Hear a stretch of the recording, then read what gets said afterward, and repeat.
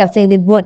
Trong đêm khuya tĩnh lặng, ánh đèn đường mờ ảo hắt vào ô cửa sổ nhỏ của một quán cà phê ấm cúng. Cô bé ngồi đó với ly cà phê đen trên tay, nghiền ngẫm về cuộc đời và cuộc sống. Cô bé ấy, một người phụ nữ trưởng thành, tự lập và tự chủ, biết rằng hạnh phúc không chỉ đến từ những điều lớn lao mà từ cả những khoảng trống lặng lẽ. Ngồi trong không gian yên tĩnh của quán cà phê, tâm hồn cô như được trải rộng, những dòng suy nghĩ từ thế chảy trôi. Cô nhìn lại chặng đường đã qua với biết bao thăng trầm, đôi khi gian nan nhưng đầy trải nghiệm đáng giá.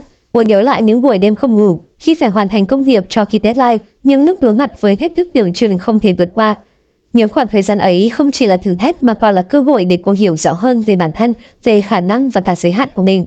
Cô luôn tin rằng mỗi người trong cuộc đời đều có con đường riêng, không ai có thể thay thế hay sống thay cho người khác. Tự lập trong cuộc sống không chỉ là việc sống một mình, mà còn là khả năng tự quyết định, tự chịu trách nhiệm và tự tìm kiếm hạnh phúc cho bản thân.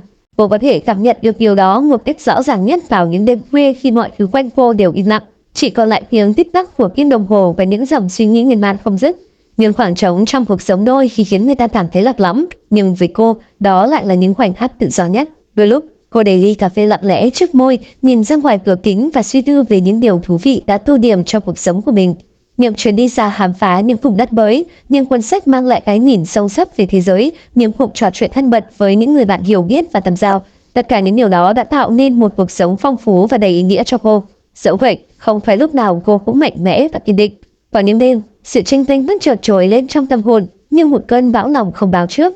Cô cảm thấy mình như đứng giữa một giao lộ, không biết nên bước tiếp hay dừng lại, mông lung không rõ con đường nào là đúng đắn nhất. Những suy nghĩ miên man cứ xoáy sâu, khiến cô tự hỏi liệu mình thực sự hiểu rõ điều mình đang theo đuổi là gì, liệu những nỗ lực của mình có đáng giá hay không. Nhưng rồi, giữa muôn vàn nỗi băn khoăn, cô nhận ra rằng sự tranh vinh ấy chỉ là một phần không thể tách rời của cuộc sống. Nó giống như bóng đêm để ta thấy rõ hơn ánh sáng ban ngày, giống như những giọt cà phê đắng đưa lên ngọt ngào của đường sữa. Và quan trọng hơn hết, cô biết rằng mình có quyền lựa chọn cách nhìn nhận và đối mặt với những cảm xúc đó. Không ai khác ngoài cô có thể định đoạt được giá trị và ý nghĩa của cuộc sống mình. Cô hiểu rằng với mọi điều tranh vinh, mọi áp lực, mọi lo lắng và cả những thất bại xảy ra đều là những mảnh ghép góp phần tạo nên bức tranh cuộc sống của cô. Mỗi lần vượt qua một khó khăn, mỗi lần chấp nhận một thử thách, cô cảm thấy mình mạnh mẽ hơn, tự tin hơn và trưởng thành hơn. Cô chọn cách đối diện với những khó khăn đó bằng tất cả lòng can đảm và niềm tin vào bản thân. Trên đường đời đầy bấp bênh, cô bé ấy đã học được cách tạo ra hạnh phúc từ những điều giản dị nhất. Đó có thể là một buổi chiều ta ngồi bên bờ sông, ngắm hoàng hôn từ từ lặn xuống, là những bữa ăn ấm cúng từ tay nấu nướng, là những bài hát yêu thích ngân nga trong không gian tĩnh lặng.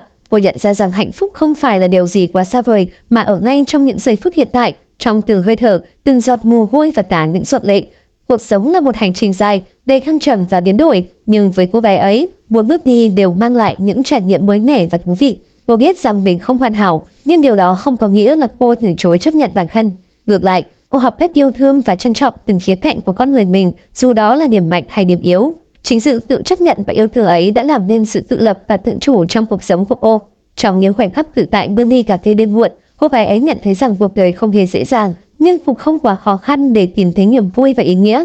Cô hiểu rằng chính cách mình nhìn nhận và suy nghĩ tạo nên chất liệu cho cuộc sống, và dù có bao nhiêu lần tranh vinh, cô vẫn sẽ luôn tìm thấy con đường để tiếp tục bước đi. Bởi niềm tin vào bản thân và sự tự chủ không bao giờ mất đi. Đêm vẫn tiếp tục trôi, ly cà phê đã nguội lạnh, nhưng trái tim và tâm hồn của bé ấy vẫn ấm áp.